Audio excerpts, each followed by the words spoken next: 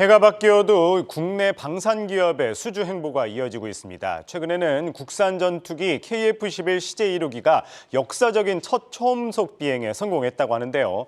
이러한 여세를 몰아 올해에도 지난해와 맞먹는 수출 성과가 기대되고 있습니다. 관련된 내용 산업부 송민아 기자와 이야기 나눠보도록 하겠습니다.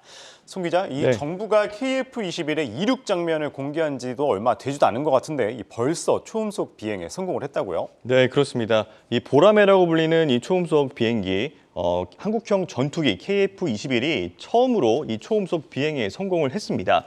초음속은 마하 1의 속도를 넘어서는 것을 말합니다. KF-21 CJ1호기는 지난 16일 경남 사천에 위치한 공군 제3훈련 비행단에서 이륙을 했고요. 남해상공에서 고도 약 4만 피트, 그러니까 지상에서 약 12km로 비행을 하면서 마하 1을 돌파를 했습니다. 영상을 보시면은 조금 이따 나올 텐데요. 오른쪽 상단에 그 마하 1에 도달하는 그 속도가 표시가 돼 있고요. 이를 시속으로 환산을 해보면은 시속 약 1200km입니다. 굉장히 빠른 속도라고 볼 수가 있는데요. 네, 지금 영상의 오른쪽 상단에 보이는데 이 KF-21이 이 초음속 전투기로 개발이 됐지만 초음속으로 비행하는 것은 고도의 기술을 요하기 때문에 성공 여부는 좀 장담할 수가 없었습니다. 하지만 CJ1호기는 1시간 가까이 비행을 하면서 3차례의 초음속 비행 시도가 있었고요. 모두 성공을 했습니다. 네, 정말 축하할 일인 것 같습니다. 이 전투기로서 속도가 빠르다면은 그만큼 임무 수행에 수월할 것 같습니다. 그런데 이 초음속의 의미 어떤 게 있는 건가요? 저도 좀 개인적으로 궁금해서 이 부분을 좀 살펴봤는데요. 취재를 해보니까 전문가들은 크게 두 가지 부분에서 좀 의미가 있다라고 평가를 합니다. 먼저 이 국산 전투기 개발 기술이 진일보했다라는 데 의미를 부여했습니다. 초음속으로 날게 되면 이 비행체 주위의 공기에는 충격파라는 이 쇼크웨이브라는 이 파가 생성이 됩니다. 이 충격파를 전후로 해서 공기의 성질이 급격히 변화하기 때문에 일반 비행보다 혹독한 환경에 놓이게 되는 겁니다. 즉 초음속 구간에서 내구성이 약하다면 기체가 버텨내질 못하기 때문에 일반적인 비행기보다 더 앞선 기술력이 필요로 하다라는 거죠. 전 세계적으로 초음속 기체를 제작할 수 있는 곳이 7개 나라에 불과한 것도 바로 이러한 이유에서입니다.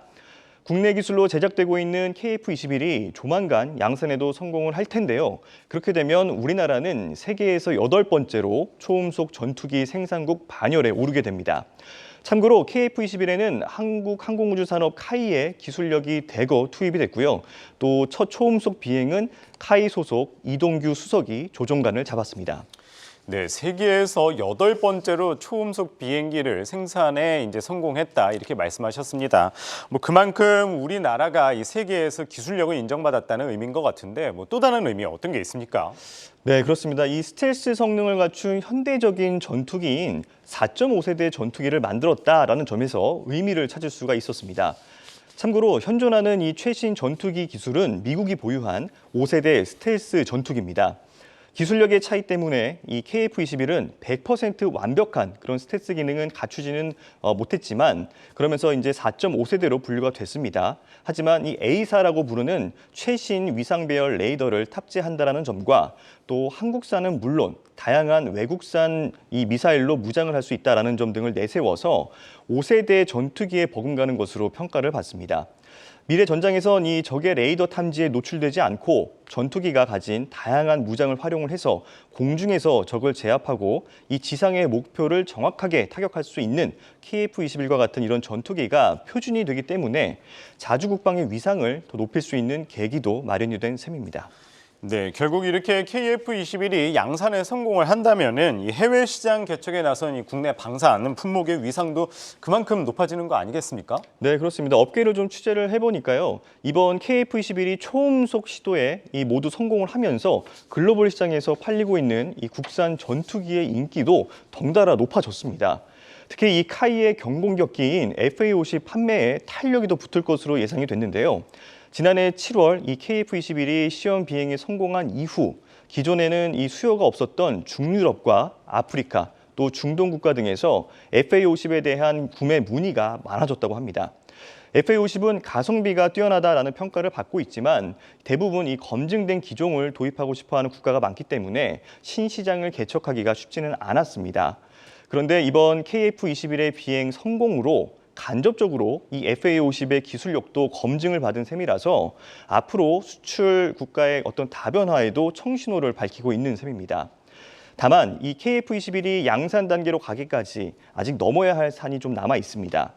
오는 2026년까지 시험 비행만 2,200여 회를 더 거쳐야 하고요. 또 대당 가격이 1,000억 원이 넘는 고가이기 때문에 이 체계 개발을 마칠 때까지 좀 더 천문학적인 그런 비용이 들어간다라는 부담도 있습니다. 이 개발 과정을 잘 마치는 것이 K방산의 위상을 높이는 우선 과제라고 볼 수가 있습니다. 네, 연초부터 우리 방산 기술의 이 긍정적인 소식을 전했는데요.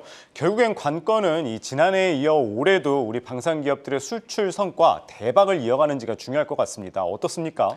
네, 그렇습니다. 이 부분이 굉장히 중요할 텐데요. 지난해 4분기까지 국내 방산 기업의 수출 규모는 25조 원가량 달성을 한 것으로 집계가 됐습니다. 이른바 대박이 났죠. 큰손 폴란드가 중요한 역할을 했는데요. 올해는 이를 교두보로 삼아서 주변 국가에서도 방산 러브콜이 이어질 것으로 예상이 됩니다. 이를 통해서 지난해와 비슷한 규모의 방산 수출이 이어질 것으로 업계는 내다봤고요. 올해도 연간 방산 수출 20조 원을 돌파할 수 있을 것으로 분석을 했습니다. 세부적으로는 올 초 현대로템의 경우 이 노르웨이의 전차 도입 사업에서 2조 원 규모의 K2 전차 수주를 노리고 있습니다.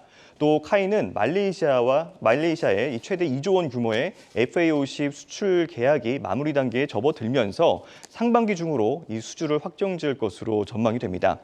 또 호주 레드백 장갑차 최종 사업자 선정이 올해 안에 결정될 것으로 예상이 되면서 한화 에어로스페이스는 5조 원 규모의 수주 가능성을 높이고 있습니다. 이 밖에 이 콜롬비아의 FA50이나 또 이집트의 K2 전차, K9 장갑차 도입 논의가 또 활발하게 이루어지고 있어서 새로운 시장에서 수주 가능성도 높아지고 있습니다. 특히 이 폴란드 주변 국가인 슬로바키아나 루마니아는 지난해 전세기까지 뛰어가면서 국방장관이 우리나라를 찾았을 정도로 K방산에 상당한 관심을 갖고 있는데요. 업계를 좀 더 취재를 해보니까 구체적인 규모를 공개할 수는 없지만 이들 국가와도 계약 논의가 깊게 진행이 되고 있기 때문에 올해 예상치 못했던 추가 수주도 기대해 볼 수 있을 것이다라고 밝혔습니다. 네, 올해도 지난해에 이어서 이 국내 방산 기업들의 수출 성과 상당히 이루어졌음을 기대해 보겠습니다. 산업부 송민아 기자였습니다. 잘 들었습니다.